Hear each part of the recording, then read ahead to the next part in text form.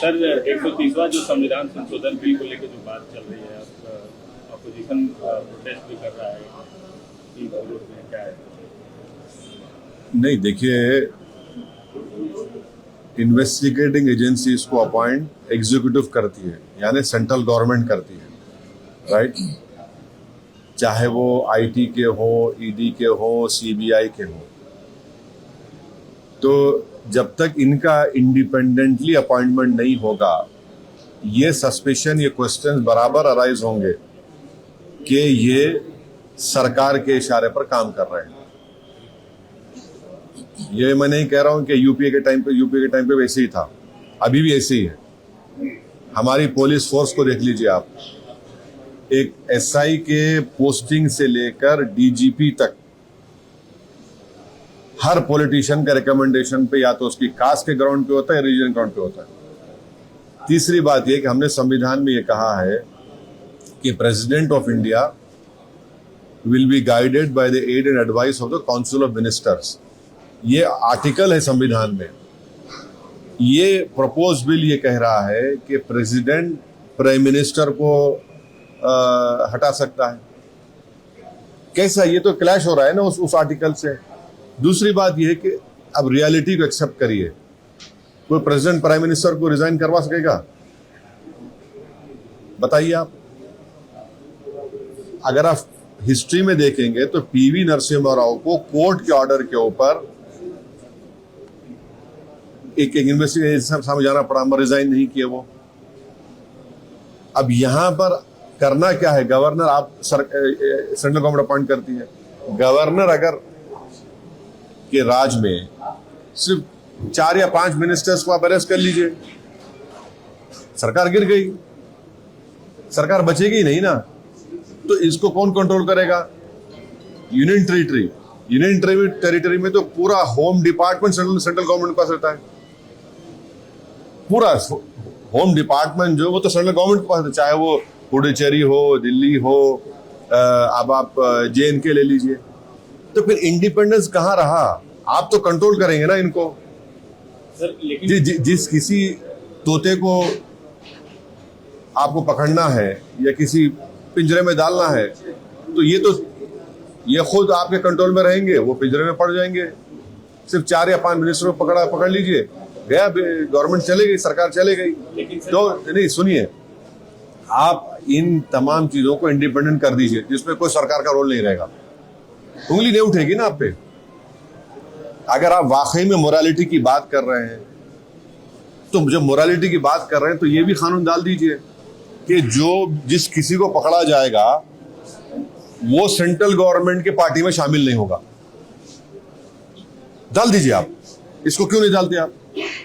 ये सब चीजें करिए ना।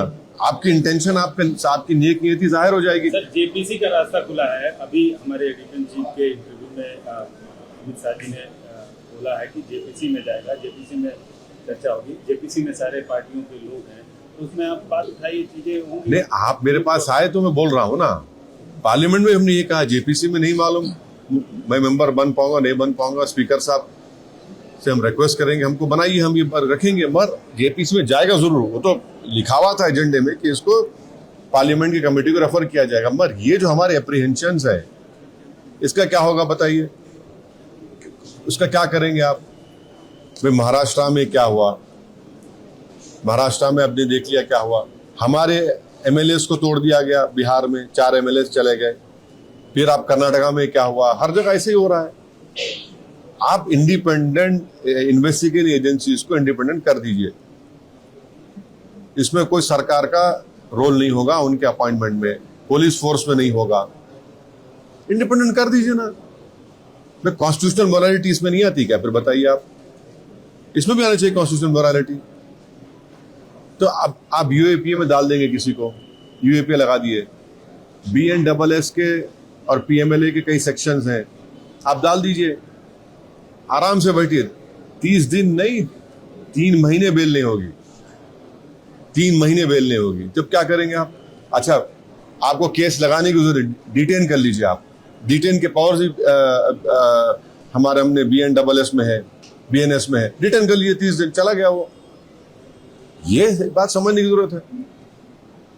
सर SIR का मुद्दा एक चंद्रबाबू नायडू हो या फिर बाकी जिस तरीके से जिनकी गिरफ्तारियां भी हुई और काफी लंबे समय तक भी वो भी जेल में रहे, आपको क्या लगता है कि उनकी नहीं, अगर चंद्रबाबू नायडू को आज पकड़ लिए, जैसे जगन के दौर में उनको पकड़ा गया था, तो मुख्यमंत्री नहीं रहेंगे ना। अच्छा, वो केस आज भी उनके ऊपर है, वो केस चल रहा है। अगर फर्ज करिए उनकी बेल कैंसिल हो गई और वो तीसरी जेल में रहे तो क्या होगा? नायडू जी तो चले गए, टाटा बाय बाय हो गए वो। तो ये चीजें हैं ना, ये प्रैक्टिकल चीजें हैं भाई। आप ये बताइए कि कोई चीफ मिनिस्टर जनता को जवाब दे रहेगा या इन्वेस्टिगेशन एजेंसी जवाब दे रहेगा? मेरी जवाबदेही जनता से रहेगी। और ये theory of separation of powers का ग्रेव वायलेशन है। एग्जीक्यूटिव चाहता है कि लेजिस्लेचर कंट्रोल करे। देखिए, अगर कोई मुख्यमंत्री है तो मुख्यमंत्री को या तो प्रधानमंत्री प्रेसिडेंट रूल लगा सकते, या फिर उस विधानसभा में नो कॉन्फिडेंस मोशन हटा सकते आप। यहां तो एग्जीक्यूटिव एजेंसीज कर देंगे काम, नो कॉन्फिडेंस की जरूरत नहीं है, प्रेसिडेंशियल प्रोमलगेशन की जरूरत नहीं है। तो ये अनइलेक्टेड डिक्टेटरशिप हो जाएगी, फिर ये तो पोलिस स्टेट बन जाएगा। इसीलिए मैंने पहले कहा, आज भी कह रहा हूं, ये हमको याद दिलाता है 1933 में जब गेस्टापो बना था। पुलिस स्टेट हो जाएगा पूरा। अगर कोई मुख्यमंत्री अगर किसी अधिकारी से कहेगा कि भाई आप हमारी ये गारंटीज है, कुछ है, हमने जनता को प्रॉमिस किया, वो नहीं करेगा, बोले आप कौन होते? तो फिर मेरी जवाबदेही किसको है? चीफ मिनिस्टर और मिनिस्टर जवाबदेही जनता को नहीं चाहिए। Theory of separation of powers का वायलेशन है, ये डेमोक्रेसी को अंडरमाइन करता है। इसलिए हम इस बिल्स की मुखालिफत की। सर SIR का मुद्दा जो भी है, चुनाव बिहार में चुनाव होने वाले हैं कि पार्टी, देखिए, मीडिया ने इस बात को रिपोर्ट किया कि 2002-03 में जब 7 प्रदेशों में उस वक्त SIR election commission of India ने करवाया था, वो 243 डेज तक चला। आज का SIR सिर्फ 97 डेज, आप समझ लीजिए। और दूसरा क्या है कि वो उसमें कोई सिटीजनशिप का प्रूफ नहीं पूछा गया उन लोगों को जिनका ऑलरेडी नाम वोटर लिस्ट में है। तीसरा, उसमें एपिक कार्ड को बड़ी सेंट्रलिटी दी गई थी। आज आप इस पूरी एक्सरसाइज को सिर्फ 97 डेज में कर रहे हैं। यही इलेक्शन कमीशन ने 2002-03 में, और आज आप 11 डॉक्यूमेंट पूछ रहे हैं, जब तो कुछ नहीं पूछा आपने। कैसे होगा बताइए? और आखिरी बात, नाम जिन लोगों के नाम नहीं आए, ठीक है, पॉलिटिकल पार्टीज चेक करेंगे, मगर पूरी जिम्मेदारी तो ECI की है ना। एक्सरसाइज तो ECI कर रहा है।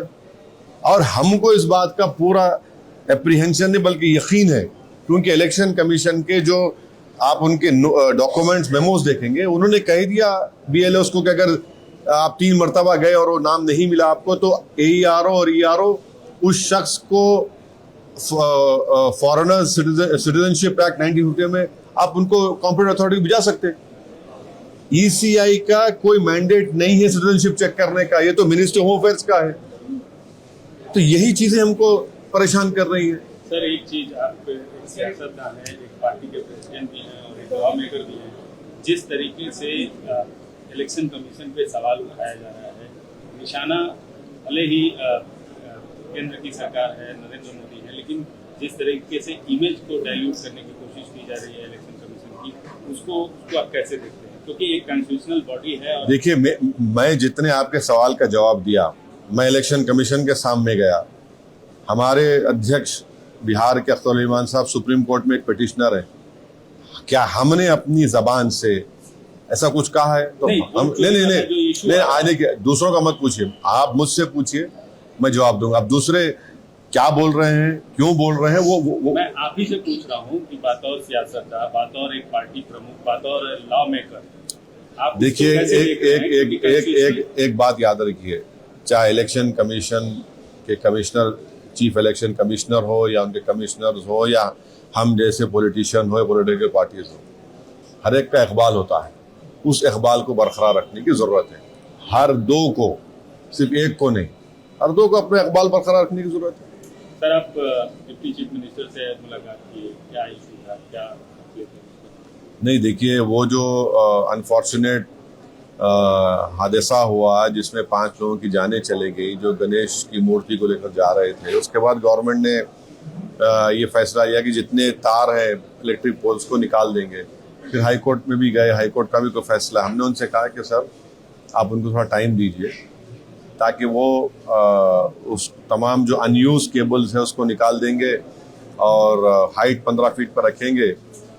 तो डिप्टी सीएम ने कहा कि हमने पहले 1 साल का टाइम दिया था, इन्होंने काम नहीं किया। तो हमने फिर से उनसे रिक्वेस्ट किया कि आप अब ये लोग जो टाइमलाइन आप देंगे तो सब जिम्मेदार थे। उन्होंने कहा कि हम बिल्कुल उसको फॉलो करेंगे। उन्होंने ये भी कहा कि हमने मेन रोड पे लाइन्स को सही कर लिया, बाई लेन्स में और स्लम्स में हमको करना है। हमने डिप्टी सीएम साहब को बताया कि इसकी वजह से जो घर में बैठकर हमारी खवातीन महिलाएं काम करते हैं उनको बड़ी तकलीफ हो रही है, स्टूडेंट्स को तकलीफ हो रही है, ट्रेडर्स को तकलीफ हो रही है, बहुत से लोगों का कारोबार मुतासर हो रहा है। तो हमने कहा कि इन द लार्जर इंटरेस्ट, आप पब्लिक के लार्जर इंटरेस्ट में इनको एक आखिरी मर्तबा एक मौका दीजिए, टाइमलाइन दीजिए। तो उन्होंने कहा कि मैं पूछ के क्या कर सकता हूँ देखकर उस पर एक्शन लूंगा। सर जी, एक सवाल और, ये आरजेडी नेता जो है अब्दुल बारी सिद्दीकी, उनकी तरफ से एक विवादित बयान आया है कि हिंदू भाइयों को ज़्यादा समझाने की ज़रूरत नहीं है, सेक्युलरिज्म क्या है, संविधान क्या है। और उन्होंने ये भी कहा कि बड़े दुश्मन को हराने के लिए छोटे दुश्मनों को जो है एक साथ होना होगा। क्या इशारा उनकी तरफ से दिया जा रहा है छोटे दुश्मनों को एक साथ? अब्दुल बारी साहब पिछला असेंबली चुनाव क्यों हार गए वो बता दिए ना, बिहार की जनता को बता दें। उनके खिलाफ जेडीयू का कोई यादव कैंडिडेट जीत गया था, वो क्यों हार गए, अब वो बता दें कि वो कौन उनसे दुश्मनी किया। अब ये देखिए, चुनाव लड़ रहे हैं तो कोई हम क्या, कोई ये हम पॉलिटिकल अपोनेंट्स हैं, अपोनेंट को हराना है। अब ये जो अब्दुल बारी एक सीनियर सियासतदान है, अब वही आपके सवाल का बेहतर तरीके से जवाब दे सकते हैं। उन्होंने तो एक मरतबा कह दिया था कि मैंने अपने बच्चे से कहा कि भारत को वापस मत आओ, कहा था ना उन्होंने कहा था ये बात। फिर ये भी कह रहे हैं, तो नहीं मालूम वो बड़े अक्लमंद और पुराने सियासतदान हैं, वो आपके सवाल का अच्छे तरह जवाब दे पाएंगे। हाँ, देखिए स्पोर्ट्समैन होना अलग अलग है, स्पोर्ट्समैन स्पिरिट भी होना चाहिए।